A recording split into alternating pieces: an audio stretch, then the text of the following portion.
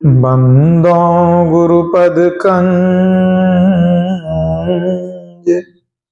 कृपा सिंधु नर रूप हरि महामोह तम पुंज जासु वचन रविकर निकर गुरु बिनु ज्ञान न उपजे गुरु बिनु मिले न भीव गुरु बिनु संशय न मिटे जय जय जय गुरुदेव। बोलिए प्रेम से श्री सद्गुरु महाराज की जय। परमाराध्य गुरुदेव के पावन श्री चरणों में कोटिशः नमन। आदरणीय धर्म प्रेमी सज्जनों, माताओं, बहनों तथा प्यारे बच्चों, भगवान श्री कृष्ण ने श्रीमद् भगवत गीता के 7वें अध्याय 17वें श्लोक में कहा है कि 4 प्रकार के भक्त होते हैं। भक्त जो होते हैं उनको 4 विभागों में बांटा गया है।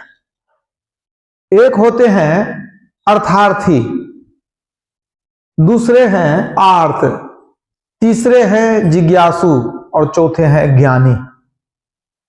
इन 4 प्रकार के भक्तों को ठीक से समझिए। पहला है अर्थार्थी, जो संसार के सुखों के लिए, धन ऐश्वर्य के लिए भक्ति करते हैं। माना उनका लक्ष्य क्या होता है? धन पाना, संसार के सुखों को प्राप्त करना। अर्थार्थी, अर्थ धन को भी कहते हैं। धन की याचना के दृष्टि से वो भक्ति करते हैं, उनका वही उद्देश्य होता है। दूसरे होते हैं आर्थ।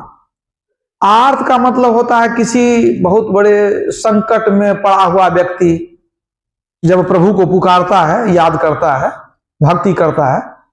मान लीजिए कोई बहुत शारीरिक कष्ट में है या धन के कष्ट में है या कोई पारिवारिक संकट में है, और तब जो प्रभु की भक्ति करता है उस दुख से निकलने के लिए, तो उनको क्या कहते हैं? आर्थ। माना दुख में सुमिरन सब करे, सुख में करे ना कोई, और जो सुख में सुमिरन करे तो दुख काहे हो। जब विपत्ति में चले जाते हैं तब भगवान को याद करते हैं, तब भक्ति करने लगते हैं कि प्रभु हमको दुख से निकाल दो। तीसरे होते हैं जिज्ञासु। उनके मन में जिज्ञासा होती है कि ईश्वर कौन है, कैसा है, ईश्वर की सृष्टि कैसे बनी। तो एक जिज्ञासा मन में होती है, इसलिए वो भक्ति करते हैं जानने के लिए। उनको कहते हैं जिज्ञासु। और चौथे होते हैं ज्ञानी। वे निष्काम भक्त होते हैं, उनको संसार की कोई अपेक्षा नहीं होती है, किसी चीज की सांसारिक चाहना नहीं होती है। एकमात्र वो प्रभु को ही चाहते हैं। सिर्फ प्रभु को पाने के अलावे उनके जीवन में और कोई इच्छा नहीं होती है। उनको ज्ञानी भक्त कहा गया है। तो इसमें क्या है कि जो अर्थार्थी है, धन के लोभ से भक्ति करते हैं, उनको सबसे निम्न कोटि का भक्त माना गया है।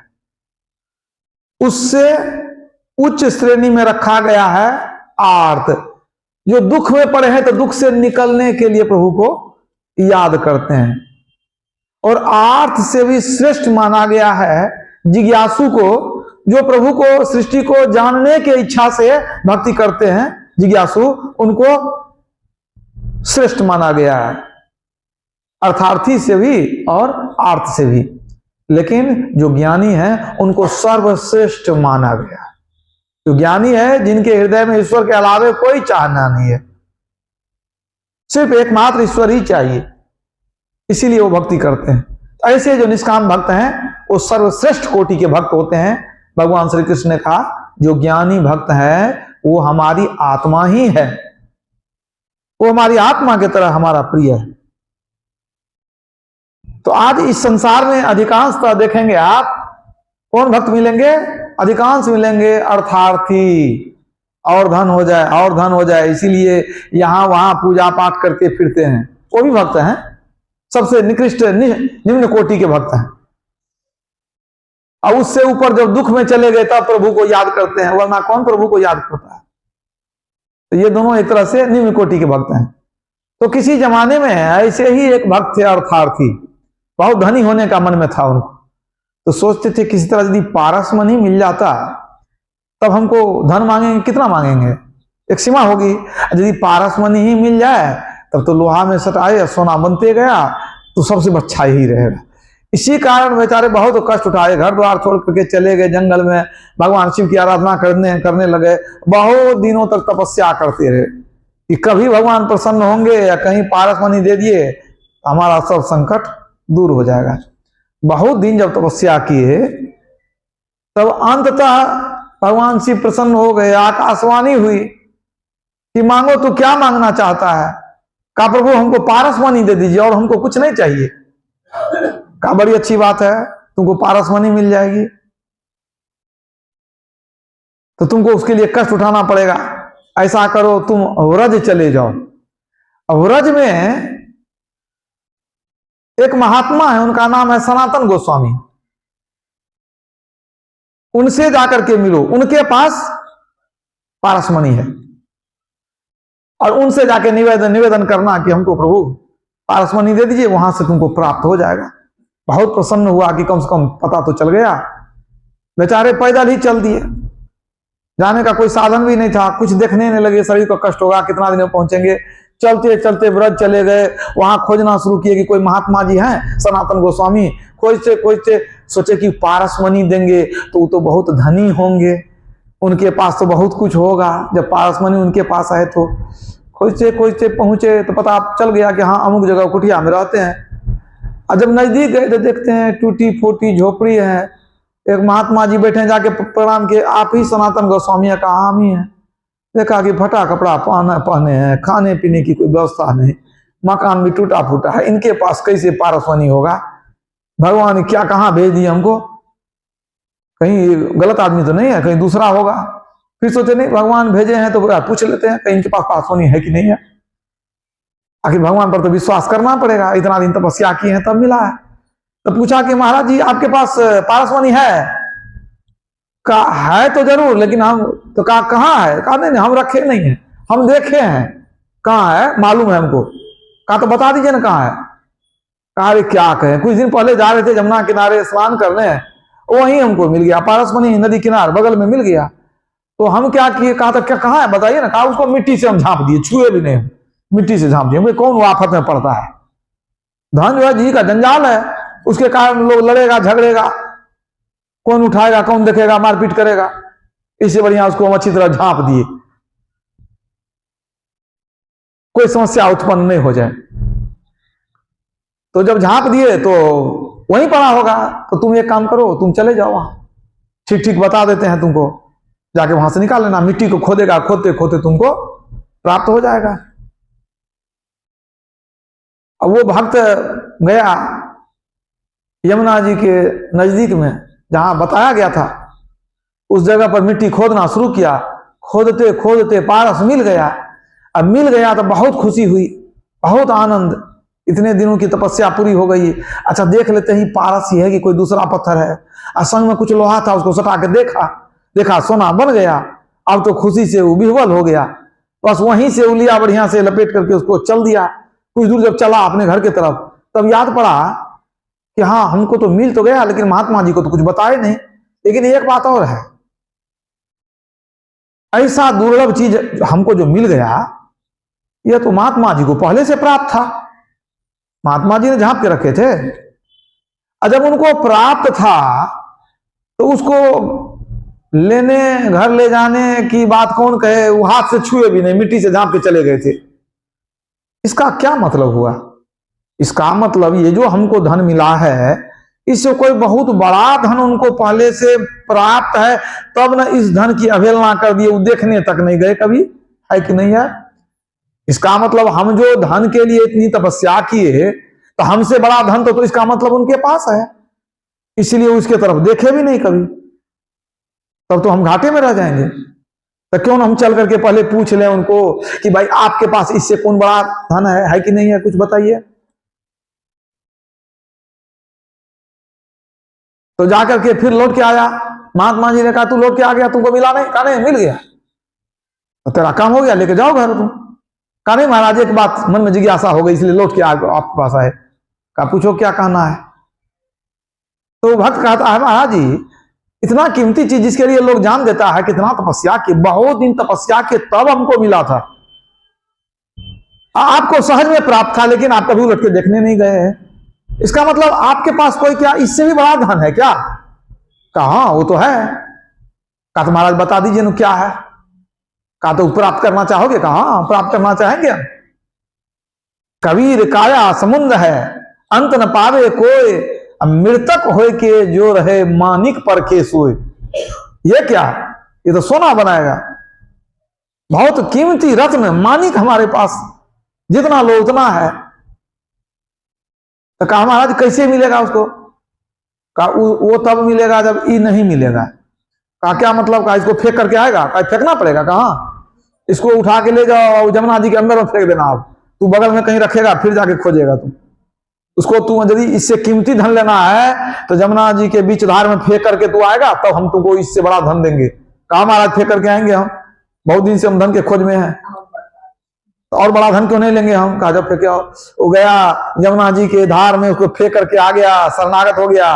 कहा तुमको यहीं रहना पड़ेगा, वो धन लेगा तो ना जाएगा। कहा हम यहीं रहेंगे, कोई बात नहीं है, इतना जब कष्ट उठाए हैं तो कुछ दुर्लभ चीज प्राप्त करेंगे। कहा ठीक है, आज से तुम यहीं रहो। और कहा ठीक है, कल सुबह तुमको हम उसकी युक्ति बताएंगे। सुबह उठा, कहा स्नान करके आओ, बैठा करके उनको नाम दान दिया, मतलब दीक्षा दिया, भजन भेद बताया। कहा बैठ करके अब ध्यान करते रहो, अब तुमको पता चलेगा कि वो खजाना कहाँ रहता है। खूब ध्यान करवाया। ध्यान करते करते करते जब इसको एकदम मन स्थिर हो गया, पूरा सदाचार का पालन, मन स्थिर, चंचलता मिट गई, हर तरह से पवित्र हो गया, तब गुरु की ऐसी कृपा हुई, पवित्र आत्मा को देख करके गुरु कृपा हो गई और उसको ध्यान में बैठाए, दिव्य दृष्टि की प्राप्ति हो गई, प्रकाश मंडल में चला गया। अब जब प्रकाश मंडल में चला गया तो बैठे बैठे चारों लोगों का हाल देखने लग गया। बिंदु मनोलयन कृत्वा दूरदर्शन मापनुयात, परम बिंदु में जिसका मन लय हो जाता है वो दूर का दर्शन करता है। बैठे बैठे तीनों लोगों का हाल देखता है। नादे मनोलयन दुर्श्रवण कारणम, नाद में जब मन लय हो जाता है तो कहीं की आवाज को वो बैठे बैठे सुन सकता है। अब इतनी रिद्धि सिद्धि शक्ति उसको आ गई कि वो धन्य धन्य हो गया, वो अंतर का खजाना मिल गया।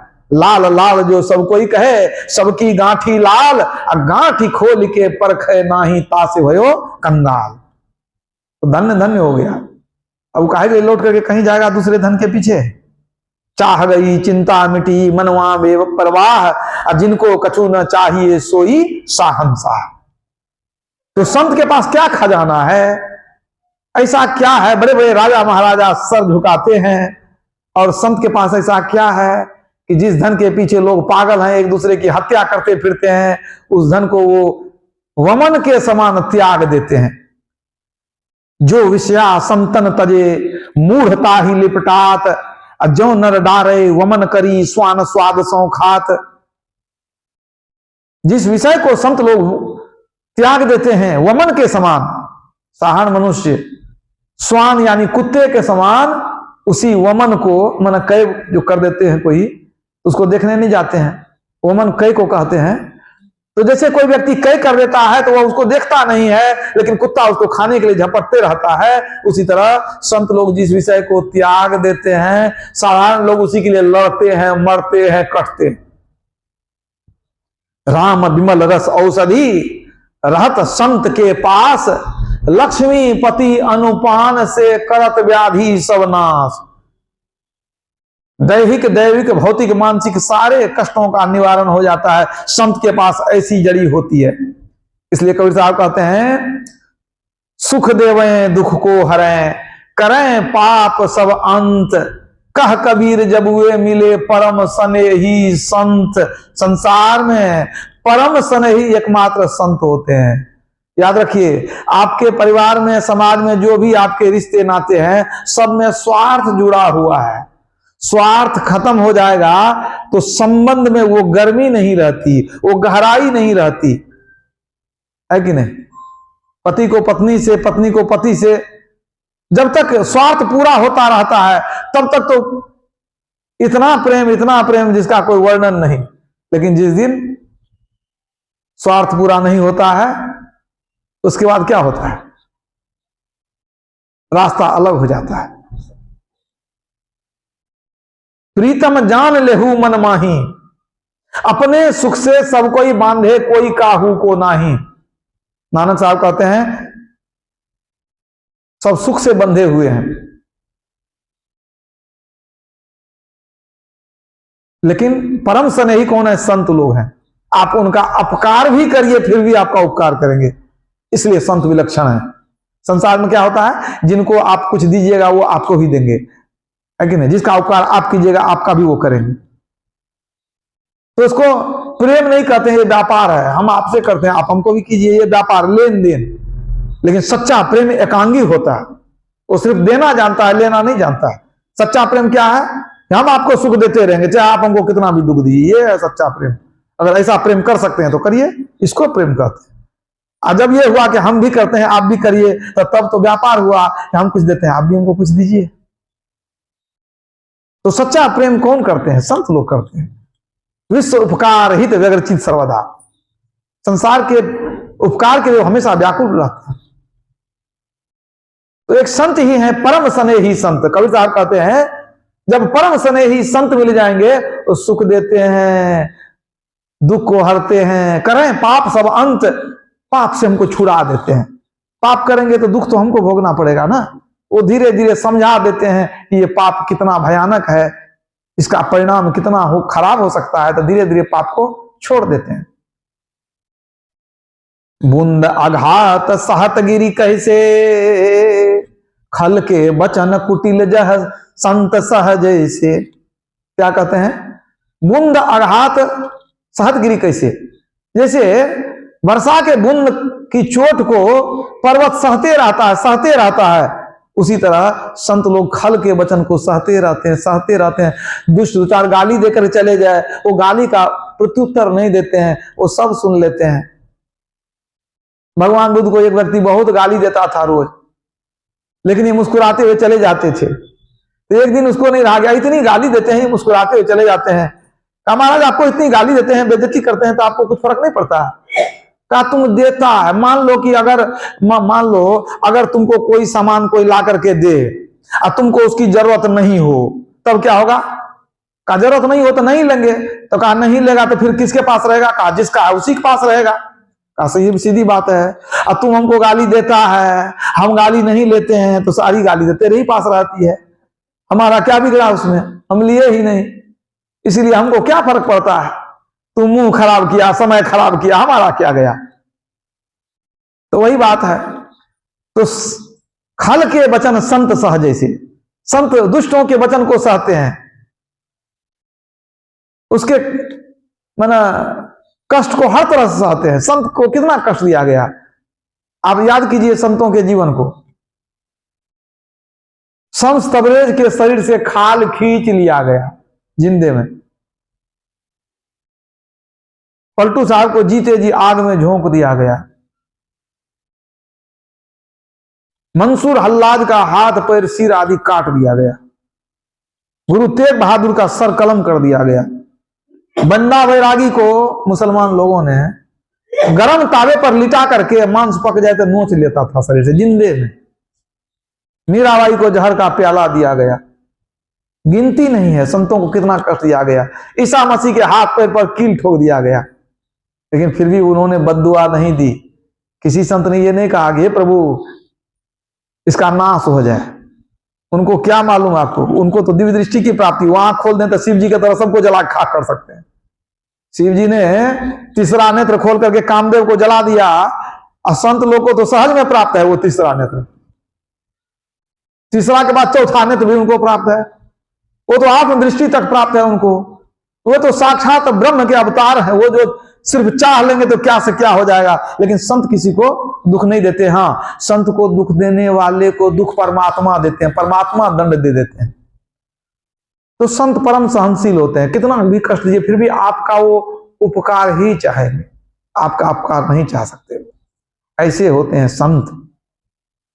तुलसी संत स्वम तरु फूल ही फल ही पर हेत, इतते वे पाहन हन उतते वो वे फल देत। आम के पेड़ में बच्चे लोग ढेला मारते हैं, पत्थर फेंकते रहते हैं, इतते वे पाहन हन उतते वे फल देत। जितना ही पत्थर फेंकता है उतना ही वो मीठा आम देता है, पत्थर की चोट खा करके भी आम देता है। इसी तरह संत लोग क्या होते हैं, जो दुख भी देता है तो उसको सुख ही सुख देते हैं। वृक्ष कबहु नहीं फल भख है, नदी न पीवे नीर, परमारथ के कारण साधुन धरा शरीर। नदी का जल दूसरे के लिए है, वो अपने पीने के लिए जल नहीं रखती है।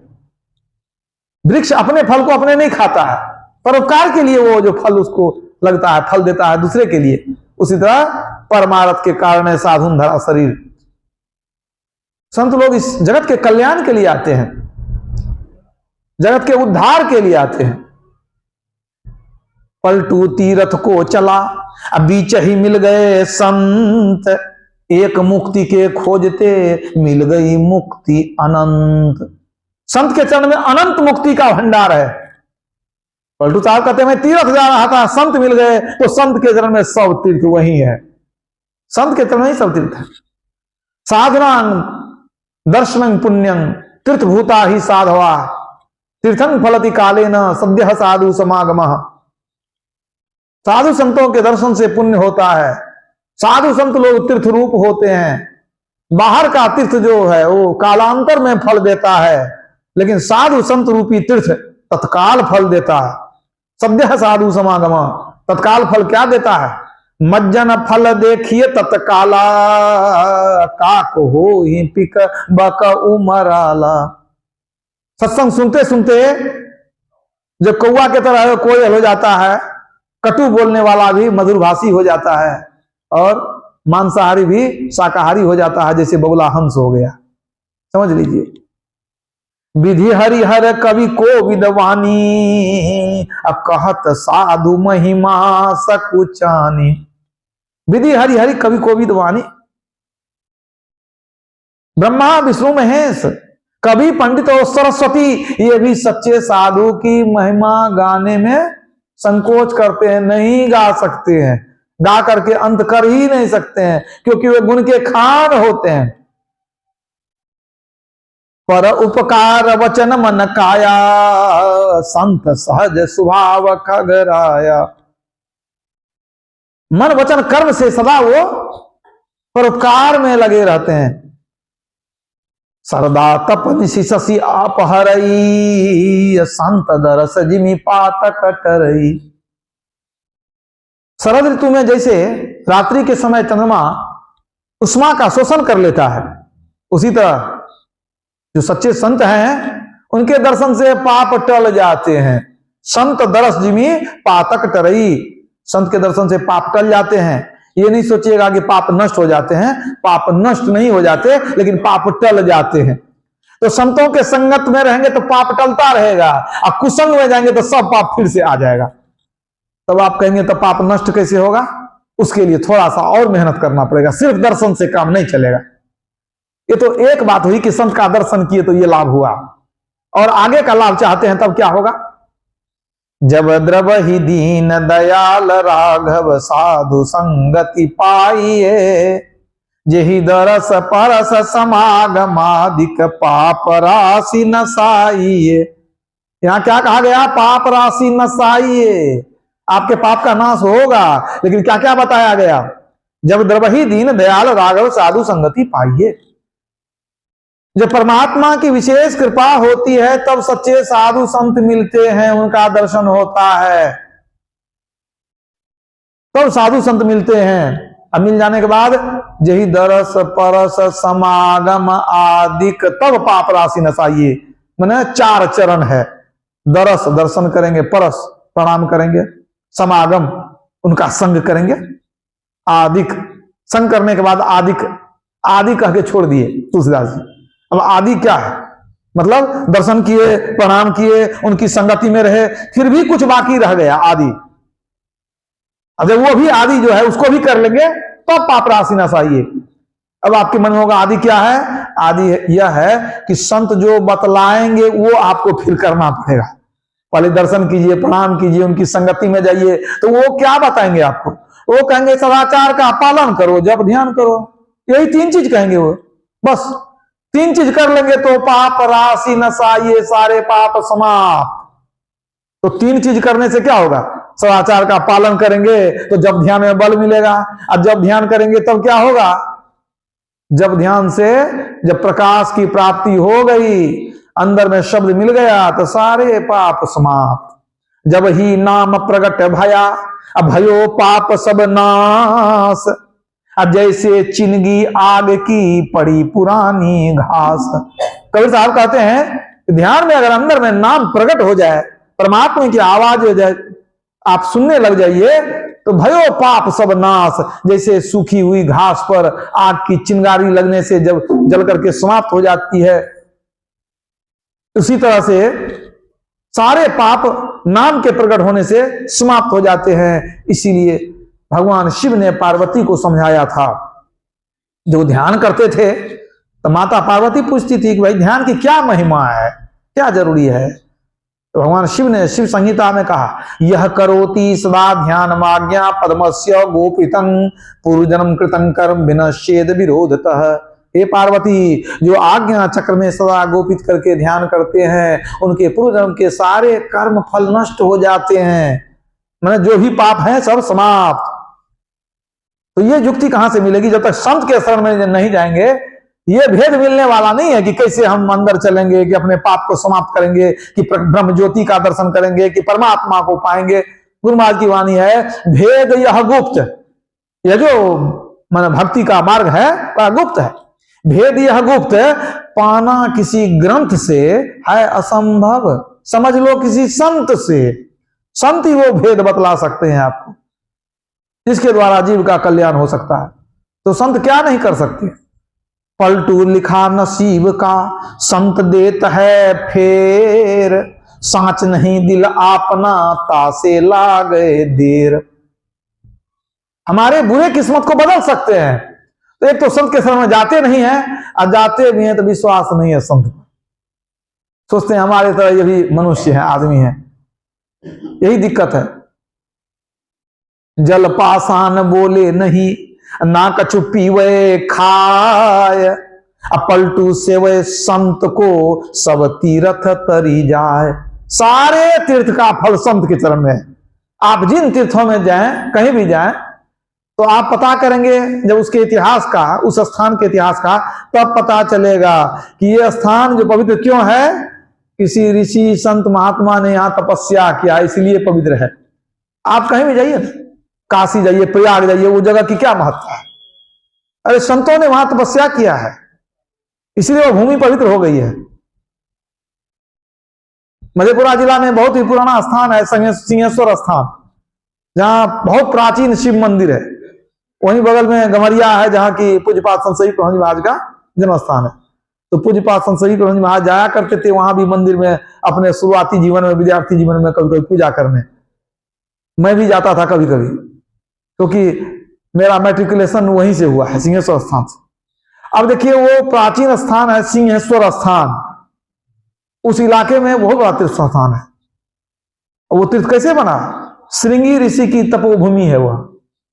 श्रृंगी ऋषि वहां तपस्या करते थे, उसके बाद वहां वो बाबा सिंहेश्वर नाथ, मैंने वहां पर जो है मंदिर बना। वहां लोग, पहले तो मंदिर में लोग ध्यान भी करते थे, अब सिर्फ पूजा करते हैं लोग, लेकिन वो स्थान इसलिए महत्वपूर्ण है। शबरी परम भक्ति थी।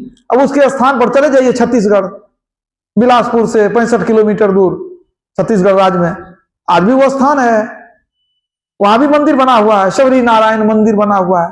तो वो तीर्थ कैसे बना? और शबरी के कारण बना है।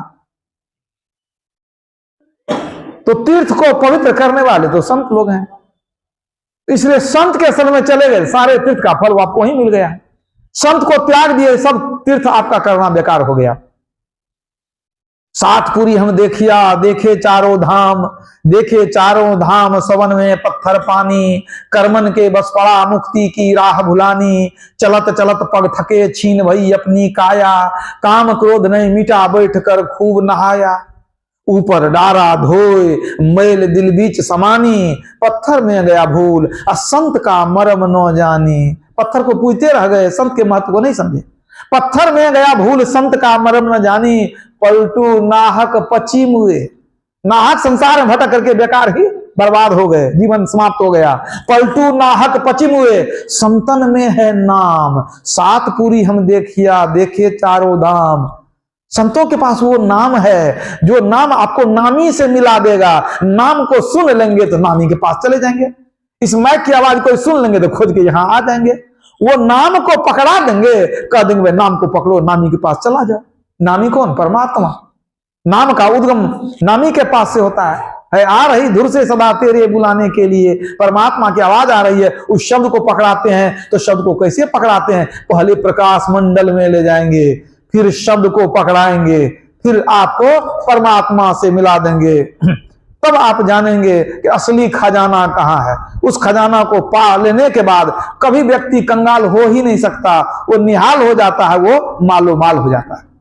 इसलिए संत से बढ़कर के दुनिया में कोई पद है ही नहीं। सबसे बड़े हैं संत, दूसरा नाम है। परमात्मा का नाम भी जो है वो भी दूसरे दर्जे पर है। क्यों भाई? नाम है तो है, आपको पता कहाँ है नाम क्या है नहीं। नाम देने वाले हैं वो ना बड़े हुए। परमात्मा बड़े रहते तो हमको मिल जाते ना, परमात्मा तो मिलते नहीं है, तो गुरु बताते हैं। तो नाम का परिचय बताने वाले भी तो संत हैं।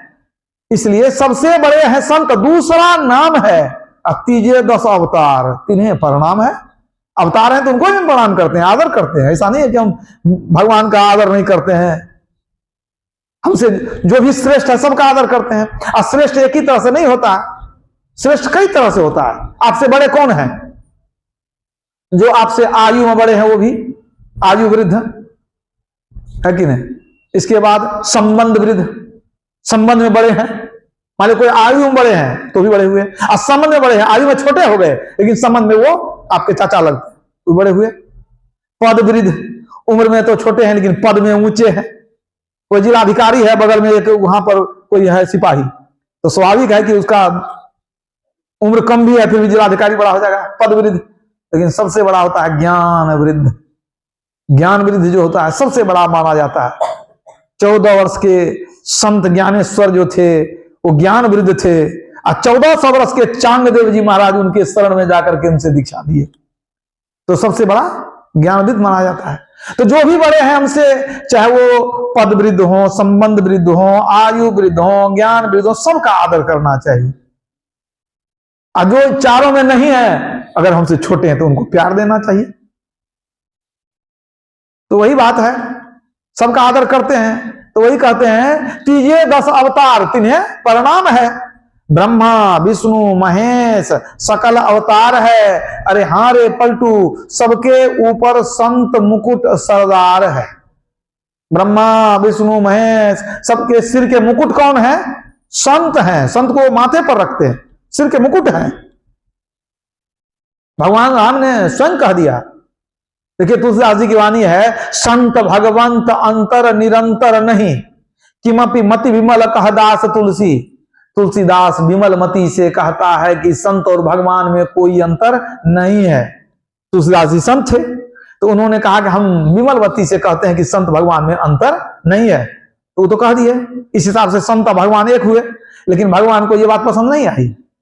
भगवान को यह बात पसंद आ जाती तो शबरी को उन्होंने क्यों समझाया? उन्होंने इस बात को काट दिया कि नहीं नहीं, संत और भगवान बराबर नहीं होते हैं, संत बड़े होते हैं भगवान से। सातम सम मोहि मैं जग देखा, मोते संत अधिक करी लेखा। मोते संत अधिक करी लेखा, संत का दर्जा हमसे बहुत ऊंचा है। क्यों? हरि है गुण के बीच, संत है गुण ते न्यारा। संत त्रिगुणातीत होते हैं और वो माया के अधीन नहीं होते हैं। इनको माया के अधीन आकर के शरीर धारण करना पड़ता है, त्रैगुण के अधीन होते हैं। ये इनके हाथ से कुछ न कुछ पाप भी हो जाता है। संत बिल्कुल कोई पाप नहीं करते। खट विकार जित अनग कामा, भगवान राम ने छिप करके बाली को मारा तो उनको कर्म फल हुआ कि नहीं? संत को कोई कर्म फल नहीं होता है, कुछ नहीं, सारे कर्म फल जल करके समाप्त। यदि शैल समं पापं विस्तृणं बहुयोजनम भिद्यते ध्यान योगेन नान्यो भेद कदाचन। पहाड़ के समान 100 योजन तक फैला हुआ यदि पाप हो तो ध्यान योग से वह बिल्कुल नष्ट हो जाता है। इसके समान पापों का नष्ट करने वाला कोई दूसरा नहीं हुआ, कोई दूसरा उपाय नहीं है। तो संत लोग ध्यान करके सारे पाप को समाप्त कर लेते हैं, इसलिए वो भगवान से बड़े होते हैं। तो भगवान राम ने तो कह दिया मोते संत अधिक करी लेखा। अभी एक छोटा सा प्रसंग सुना देता हूं भगवान कृष्ण के संबंध में। दुर्वासा मुनि अपने शिष्यों के साथ कहीं जा रहे थे, तो एक जगह वो जो है जंगल के रास्ते में थे, वहीं रुक गए, आराम करने लगे। फिर उनको पता चला कि नजदीक ही द्वारिका नगरी है, तो उन्होंने अपने एक शिष्य को भेज दिया कि जाओ भगवान कृष्ण को कहो कि दुर्वासा ऋषि यहां पधारे हुए हैं, खबर दो, आकर के मिले हमसे। शिष्य गया कहने के लिए भगवान कृष्ण को। अब जैसे सुने कि दुर्वासा मुनि आए हैं, बेचारे तत्क्षण मैंने बहुत श्रद्धा भाव से तुरंत वहां से आए, हड़बड़ाते हुए चरण में आके प्रणाम किए, सेवा सत्कार जहां तक हुआ किए, बहुत प्रफुल्लित हो गए, क्योंकि वो दुर्वासा मुनि को गुरु रूप में आदर देते थे। यूं तो उनको पहले से 2 गुरु थे, संदीपन मुनि और गर्ग मुनि, और दुर्वासा मुनि को भी गुरु ही मानते थे। तो गुरु रूप में उनका आदर करते थे, सम्मान करते थे। कुछ देर के बाद वो निवेदन करते हैं कि प्रभु अब आ ही गए हैं तो अपने दरबार में चला जाए, महल में चला जाए। कहा क्यों नहीं जाएंगे हम? तो बहुत आग्रह करने लगे, कहे नहीं नहीं नहीं जाएंगे। बहुत आग्रह किए, क्या करेंगे जाके? नहीं, कुछ सेवा का अवसर मिलेगा, आप वहां पहुंचेंगे तो धन्य भाग हमारे, और घर में जो और भी लोग हैं सबको आपके प्रति सेवा है, रुक्मिणी है और भी है, सबको लगेगा सत्यभामा है कि सब सेवा करना चाहते हैं ना, तो चला जाए। बहुत आग्रह किए तो पहले तक कह दिए नहीं जाएंगे, फिर कहते हैं एक शर्त है। कहा प्रभु जो शर्त है कहा जाए। कहा देखो हम जो जाएंगे तो कैसे जाएंगे? कहा रथ से जाएंगे। कहा रथ से जाएंगे तो घोड़ा खींचेगा रथ को, घोड़ा अगर रथ में जोतेगा तो हम नहीं जाएंगे। तब कहा था कैसे जाएंगे आप? कहा था एक तरफ तुम और एक तरफ रुक्मिणी हमको खींच करके ले जाएगा घोड़े के बदले में। भगवान की समझ गई हमारे परीक्षा ले रहे हैं, हम ना कैसे कहें। कहा प्रभु एक बार हम मिल करके आते हैं रुक्मिणी से, उसको भी तैयार करके ले करके आते हैं, हम लेके जाएंगे आपको। कहा ठीक है तब हम जा सकते हैं। और जा करके फिर उधर से दौड़े गए राजभवन। रुक्मिणी को कहते हैं कि आज बहुत बढ़िया अवसर है, गुरु सेवा का अवसर मिला है हम लोग को। कहते क्या करें हम? ऐसे ऐसे आज्ञा हुई है कि एक तरफ हम एक तरफ तुम, अगर दोनों आदमी मिल करके अगर रथ को खींच करके लाएंगे तब माने दुर्वासा मुनि जो है हमारे गुरुदेव, तब वो आएंगे राजभवन में। कहा था चलिए कोई बात नहीं, जब आप तैयार हैं तो हम क्यों तैयार नहीं होंगे, चलिए। और दोनों मिल करके आ गए और दोनों जो है सो जुट गए रथ में। और जब रथ में जुट गए तो दुर्वासा मुनि अपने चेला लोग को कहते अरे तुम भी आके बैठ जाओ, तू भी 2-4 और बैठा लिए ताकि थोड़ा भारी हो जाए कि कहीं छोड़ के भाग नहीं जाए। अब बड़ी मुश्किल से दोनों खींचते हुए ले करके गए और तमाशा देखने वालों की खूब भीड़ लग गई। ये कौन तमाशा है, गुरु की ऐसी सेवा कौन करता है। तो आ गए महल में लेकर के आ गए तो उनको चरण सिंहासन पर बैठाए, सोने के सिंहासन पर चरण धोए, उसको आरती किए, बहुत श्रद्धा से चरणामृत लिए सब। तो प्रभु अब भोजन किया जाए। कहा ठीक है भोजन करेंगे। 56 भोग रंग बिरंग का व्यंजन सामने में जो है तैयार हो गया, लेकर के आ गए। और वहां से लेके आगे कहा हटाओ इसको, सब कुछ नहीं खाएंगे हम। कहा तो क्या खाएंगे प्रभु? कहा सिर्फ खीर खाएंगे। तो बोला था हम सेवा करेंगे, हम सिर्फ खीर खाएंगे, हटाओ इसको, कुछ नहीं खाएंगे। अब 56 भोग को हटा लिया गया। भगवान कृष्ण ने कहा अपने रानी को या भंडारी को जो खीर बनाओ। तब कहते अच्छा बनाएगा खीर भंडारी या सेवा करेगा तुम्हारी सेवा कैसे हुई? तू कहता था सेवा का मौका मिलेगा तो खीर बनाएगा दूसरा, सेवा किया तू बनाएगा तब तो सेवा होगी, ऐसे नहीं खाएंगे खीर। भगवान कृष्ण अब तो फेर में पड़ गए कि अब अपने से खीर बनाना पड़ेगा। खुद से गए, खीर बनाए, खीर बना करके लाए। खीर बना करके लाए तो वो तो मौज में थे, संत महाराज। और सब रानी सब देख देख के हंस रही है कि सबको नचाते रहते हैं, आज इनको नचाने वाला मिल गया है। ये दूसरे को परेशान करते हैं, आज इन्हीं को परेशान करने वाला मिल गया है। अगर हम खीर बनाए, कहा कितनी देर हो गई, जल्दी लेके आओ, और गरम गरम खीर लेके चले गए, और थोड़ा सा मुंह में लिए तो थोड़ा सा गरम लग गया उनको। कहते हैं इतना गरम खीर खिलाया हमको, अब तू खाओ इसको। थोड़ा सा खाए, कहे बहुत गर्म है, तू खाओ इसको। गरम गरम खीर उनको खिलाए, कहा सब खा जाओ। उतना खीर खाए कैसे भगवान कृष्ण? जब खाते खाते बच गया तो कहा प्रभु अब नहीं खाया जाता है। कहा अब नहीं खाया जाता है, जितना बचा पूरे देह में तुम लेप लो उसको। अब आज्ञा हो गई तो बात कैसे नहीं माने, उनका बात कोई काटता नहीं था। दुर्वासा मुनि क्रोधित हो जाए तो कुछ हो सकता है। पूरे सब खीर लेकर के पूरे शरीर में लेपना है तुमको। अब वो पूरा खीर ले लेकर के सब लेप है देह में, और सब तमाशा देख रहा है, सब हंस रहा है कि आज ये कौन फेर में पड़ गए। पूरे देह में लेप लिया, लेप करके आ गए। देखते हैं दुर्वासा मुनि तो बड़ा विचित्र, पूरे शरीर में खीर लगा हुआ। कहा पूरा लेप लिया? कहां प्रभु लेप लिए? कहा देखो जहां जहां तू खीर लगा लिया है वो सब पूरा शरीर तेरा वज्र के समान हो गया, याद रखो। कभी भी कोई अस्त्र शस्त्र पर प्रहार नहीं कर सकता है। कहा प्रभु हम तो तलवार में नहीं लगाए। कहा क्यों नहीं लगाए? हम तो कहते पूरे शरीर में लगाने के लिए। कहा प्रभु आपका प्रसाद था, तलवार में कैसे लगाते? हम कहे थे पूरे शरीर में लगाने के लिए। अब लो हम क्या करें? अब पूरा शरीर तेरा वज्र हो गया तलवार को छोड़ करके, अब हम क्या करें? जब मेरा आशीर्वाद है, जितना मैं लगाया उतना तो तेरा कुछ बिगाड़ने वाला कोई नहीं है। आशीर्वाद देके मुनि चले गए। वृथा न हो देव ऋषि वाणी। जितना देर में देह के जितने भाग में खीर लगाया गया था वो सही में वज्र के समान कठोर था। महाभारत के युद्ध में कितना भी तीर भाला वर्ची कौन कौन अस्त्र आता था, उनके शरीर में कुछ नहीं होता था, बाल बांका नहीं हुआ। लेकिन जब महाभारत का युद्ध समाप्त हुआ और जब वो जंगल में लेट करके पड़े हुए अपना बंसी बजा रहे थे, और जरा नाम का शिकारी जो है वो अनजाने में तीर चला दिया शिकार समझ करके। तलवार में कोई चिन्ह था, दूर से देखा, उसको लगा ये हिरन है, वो तीर चलाया, तीर लगा तलवार में, एक ही तीर से भगवान कृष्ण का शरीर छूट गया, चले गए। मतलब अगर तलवे में भी लगा लेते तो शायद वो भी मन प्रभाव नहीं करता, लेकिन विधि का विधान कुछ और था, तलवार में खीर नहीं लगाए और इसी एक तीर से उनको इहलोक छोड़ करके परलोक जाना पड़ गया। अब देखिए इस कथा से क्या सब पता चलता है, संत का दर्जा क्या मिला आपको इस कथा से? सोचिए संत कैसे होते हैं। भगवान को भी वो आशीर्वाद देते हैं, भगवान भी उनके इशारे पर नाचते हैं, भगवान की सेवा में तत्पर रहते हैं।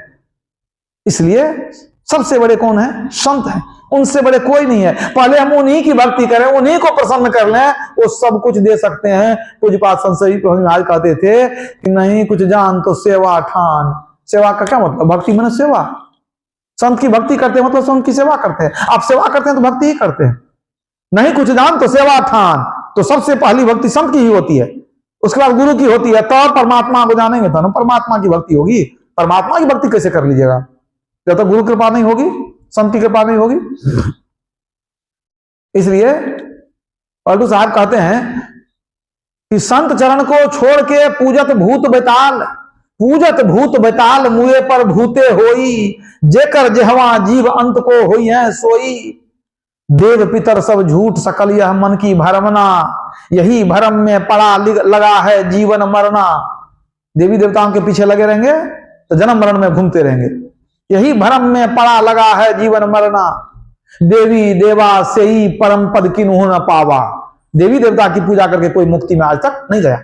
देवी देवा से ही परम पद किन्हू न पावा, भैरो दुर्गा शिव बांध के नरक पठावा। ये देवता लोग भी कभी नरक जाते हैं, अनेक योनियों में भटकते हैं। बांध के नरक पठावा, पलटू अंत घसीटी हैं, चोटी धरी धरी काल। संत चरण को छोड़ के पूजत भूत बेताल। अगर संत के चरण को छोड़ करके और दूसरे की भक्ति करते हैं तो अंत घसीटी हैं। कौन? काल जो है चोटी पकड़ के अंत में घसीटेगा और कहां ले जाएगा? नरक के आग में जलाएगा, आवागमन के चक्र में घुमाएगा और जन्म जन्म तक रोते रह जाएंगे। और संत का चरण पकड़ लिए तब कहां जाएंगे? संत शरण जो पड़ा ताही का लगा ठिकाना, और कहीं नहीं कुशल सकल बैराट चवाना, संत संग अपवर्ग कर, कामी भवकर पंथ, कहीं संत कवि को विद, श्रुति पुराण सदग्रंथ। अगर जन्म मरण के चक्र में घूमना चाहते हैं तो सांसारिक लोगों का संग कीजिए। सांसारिक लोगों का जो है, जो खटविकार में है, जो भक्ति नहीं करते, जो पंच विषय में डूबे हुए हैं, ऐसे लोग का संग करेंगे तो जन्म मरण में घूमते रहेंगे। यदि संत के शरण में चले गए तो आप कहां जाएंगे? अपवर्ग यानी मोक्ष में जाएंगे। तो एकमात्र संत ही परमात्मा का दर्शन करा सकते हैं, मुक्ति में ले जा सकते हैं। इसलिए संत के शरण में जाकर के अपना उद्धार करना चाहिए। बोलिए प्रेम से श्री सद्गुरु